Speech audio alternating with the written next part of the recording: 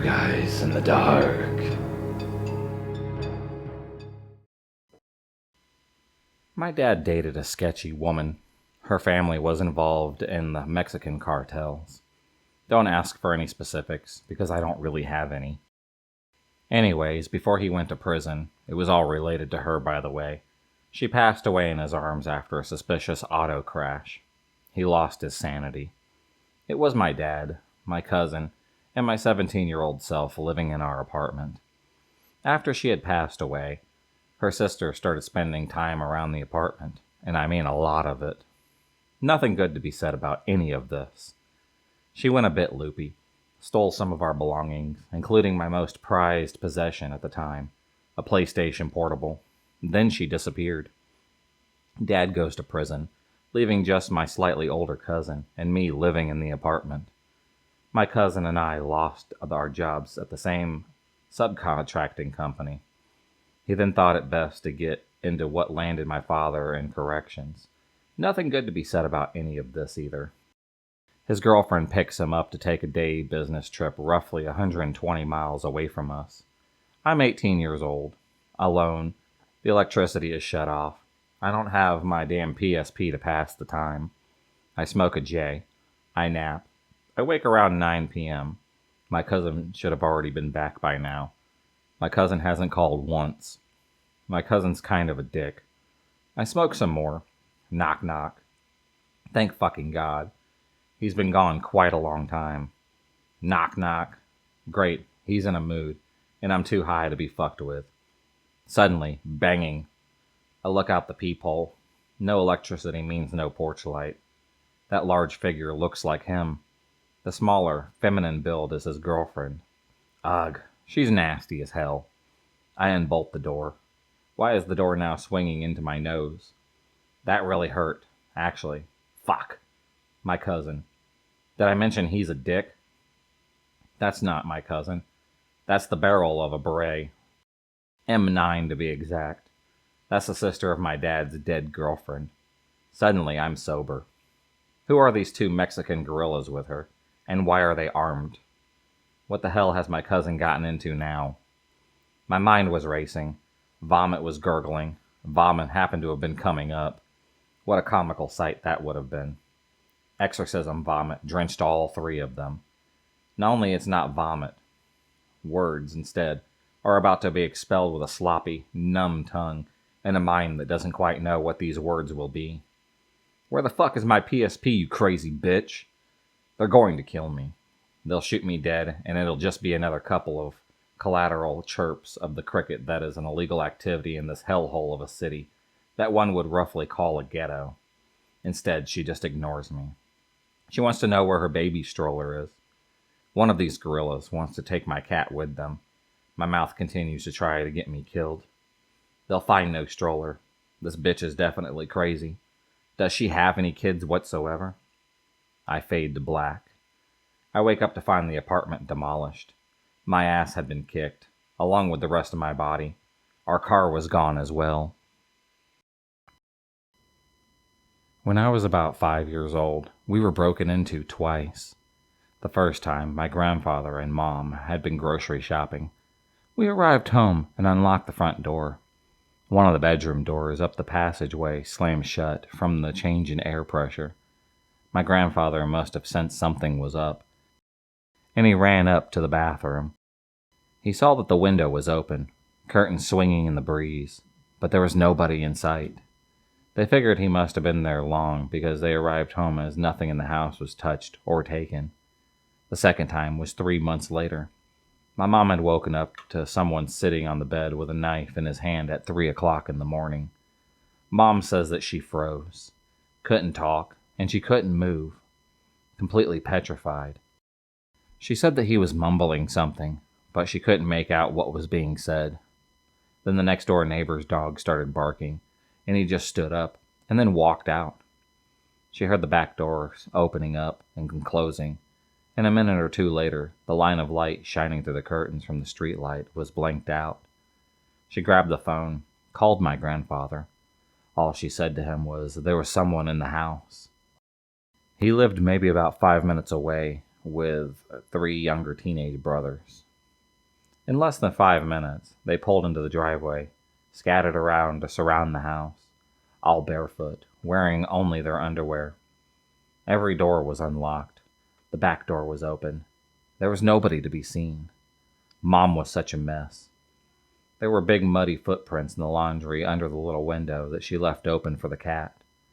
It took a few days for all the weird things that this creep had done to be discovered.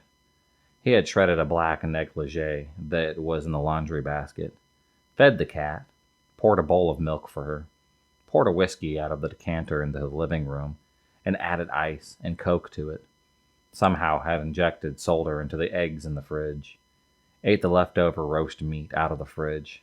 Cut up some catalog that were sitting on the bench.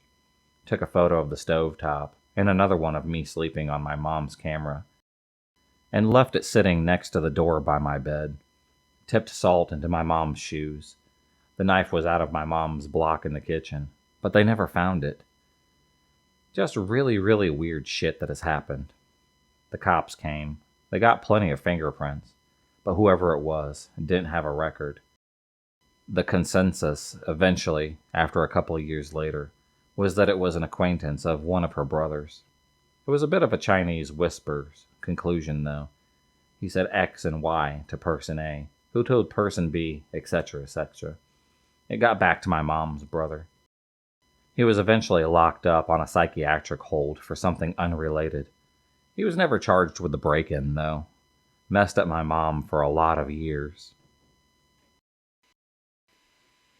This didn't happen to me, but it happened to one of my family friends. I'll call him Jake. Jake went away to Thailand for a few weeks. The whole family, including him, his brother's girlfriend, and his parents. Jake was in a university at the time and had some assignments that he had to finish, so he returned earlier than the rest of the family. When he got there, one of the cars outside was missing, and the house was turned inside out. They had opened up all the vents, turned over all of the furniture and the rugs, emptied everything that could have something inside like drawers, pots, boxes. All the valuables were gone. Jewelry, video games, electronics, things like that. He called the police, and everyone else had came back from their holiday immediately. Turns out his brother's girlfriend had made a post on Facebook about going away. Somehow, someone had saw it, and decided that they would take their car, scope out the place, and spend the next 3 days hanging out there and stealing all of their shit. Jake's parents are lawyers, so he had access to some kind of record that helped him find out something to be able to find them on Facebook. I don't know, lawyer shit. And actually found it. The guy posted a photo of him and his girlfriend. She was wearing one of Jake's mother's one-of-a-kind necklaces with their stolen car in the background. The cop said that it was circumstantial, and the neighbors noticed the dude robbing the place on one of the days, got their rego, and chased them off. But still, the police didn't do anything at all. Turns out all the suspects they had were the same ones Jake had found, and they all had criminal records of robbery and assault and whatever else they had on their record. Yet still nothing was done about this. I can't remember what happened with their insurance exactly. I don't think it recovered everything. And not to mention all the fucking cleaning that we had to do just to clean up that house. My mom had recently been making a lot of brownies. On this day, she made a particular batch that was greater than any of the brownies that she has ever made before. We ate a few, but for some reason didn't finish them off, and we left them out on the kitchen stove. My mom, my sister, and I all went to sleep later on that night, while my dad was out at a meeting.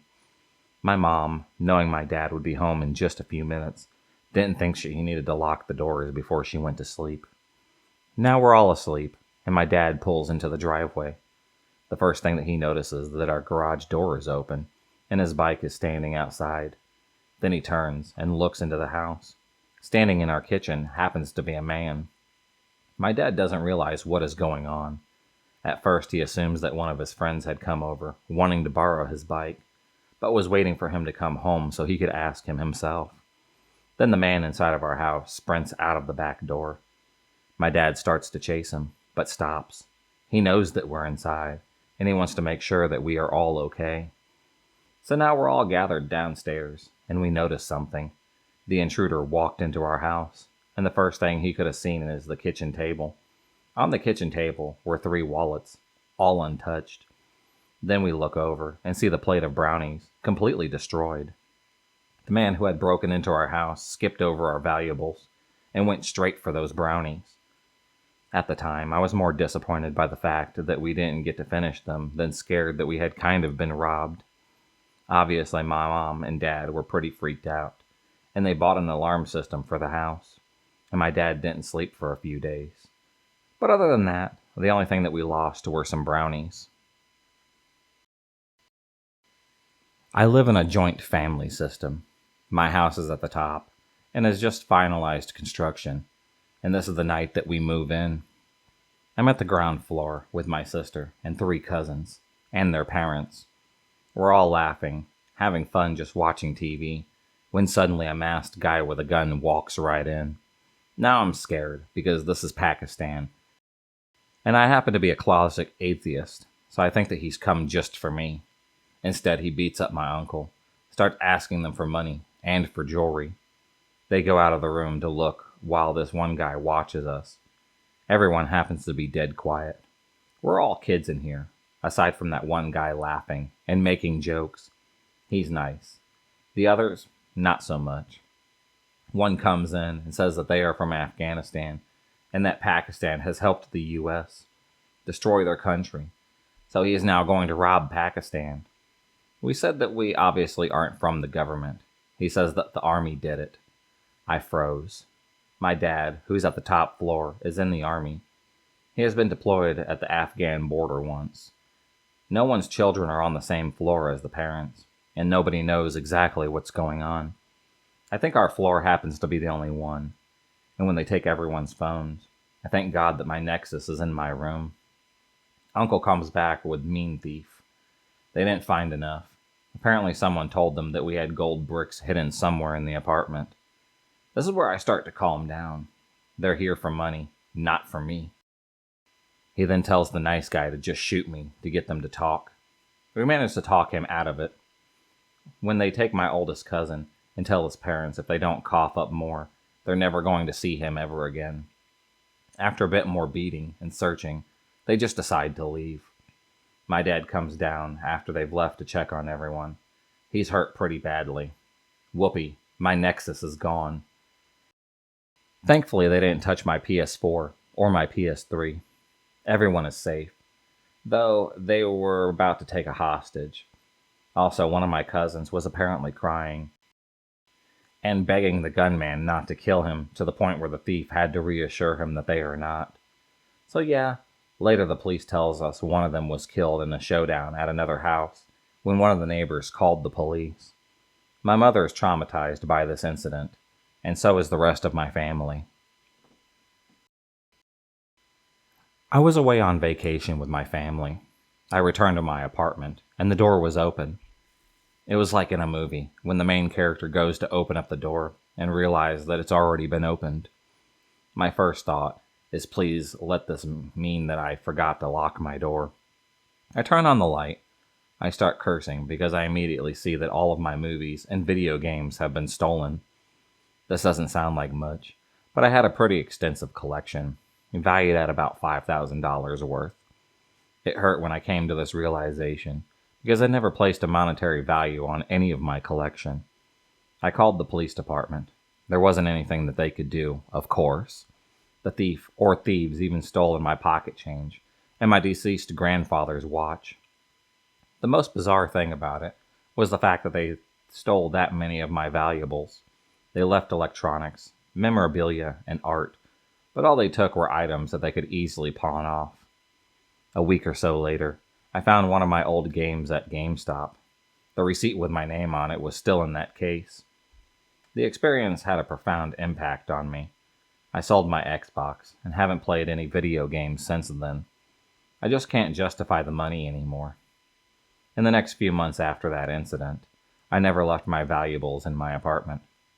I always carried around my laptop, hard drives, and anything that had value to me.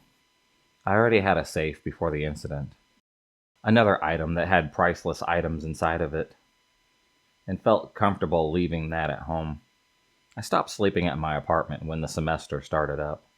This all happened during the summer vacation. I spent most of my time at my girlfriend's and left many of my valuables at her apartment. It happened when I was around 10 or so. At the time, my dad's job was pretty far away, so he would stay at his father's house during the week and only come home on the weekends. So it was just my mom and brother and me. We were sitting home around 4 p.m. that day. She had a substitute teacher at one of the schools bringing us home every day. Now we lived out in the middle of nowhere, and crime wasn't something that we ever thought about. So my parents never locked the doors to the house. This made breaking in quite easy for the burglar. When we arrived home that day, the house happened to be a mess, and many things of value, like our TV and things like that, had all been taken.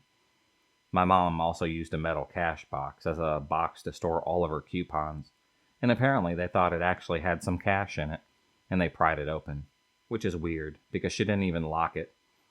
The cops took freaking forever to get there, like 3 or 4 hours, which in hindsight isn't bullshit because I guarantee you they had nothing else going on. Anyways, because of that event, and my dad being away, my mom and I were super scared. The police even said that they might return, as we were an easy target, which didn't make things any easier for us. I slept in her bed for a few days, as it made me feel a lot safer. That event forever changed how safe I felt. Ever since then, I make sure that my doors are always locked. This is true for both my car and my house. It made me much less trusting in general. That feeling has never gone away since then. You feel violated in a really icky way when things like this happen to you.